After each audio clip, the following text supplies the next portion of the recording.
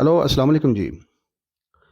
آج سے تقریباً 3393 برس قبل ایک بہت بڑا کاروباری شخصیت پیدا ہوئی جو اس وقت کے ایک رسول جو تھے ان کی قوم میں سے تھا، اور اتنا امیر تھا کہ اس کی خزانوں کی جو چابیاں ہیں وہ ایک طاقتور جماعت کو اٹھانا مشکل ہوتی تھی۔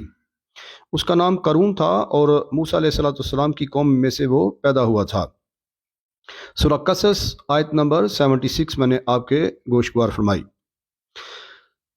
اس کے بعد آیت نمبر 77 ہے، وہ اپنی قوم پر بڑا ظلم کرتا تھا۔ اس کی قوم میں سے کچھ لوگ اسے کہتے تھے کہ دیکھیں آپ اپنا جو مال اللہ تعالیٰ نے آپ کو دیا ہے لوگوں کے اوپر اس کو خرچ کریں تاکہ آپ کی آخرت کا بھلا ہو اور اللہ آپ سے راضی ہو۔ اللہ تعالیٰ یہ فرماتے ہیں کہ وہ اپنے ملک میں طالب فساد تھا اور لوگ اسے کہتے تھے کہ آپ دنیا میں طالب فساد نہ ہوں۔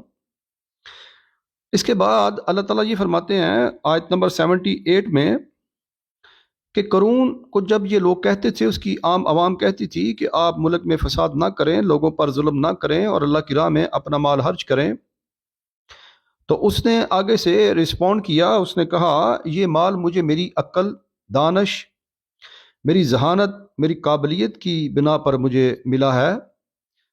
اللہ تعالیٰ فرماتے ہیں کہ اللہ آیت نمبر 76 میں یہ تعریف کر رہے ہیں کہ اس کو میں نے اتنا مال دیا تھا کہ ایک طاقتور جماعت کو اس کے خزانوں کی چابیاں اٹھانا مشکل ہوتی تھیں۔